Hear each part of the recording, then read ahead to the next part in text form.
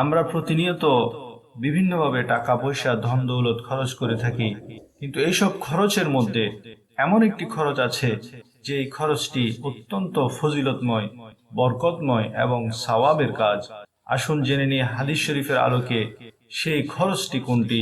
যে মুসলিম শরীফের হাদিস, হযরত আবু হুরায়রা রাদিয়াল্লাহু তাআলা আনহু থেকে বর্ণিত, রাসূল করিম সাল্লাল্লাহু আলাইহি ওয়াসাল্লাম ইরশাদ করেন যে একটি দিনার হচ্ছে যা তুমি আল্লাহর পথে জেহাদের জন্য খরচ করো, আরেকটি দিনার যা গোলাম আজাদের কাজে তুমি খরচ করো, আরেকটি দিনার হচ্ছে যা ফকির মিসকিনকে দান করার জন্য তুমি খরচ করো, আর আরেকটি দিনার হচ্ছে তুমি আপন পরিবার পরিজনের জন্য খরচ করে থাকো।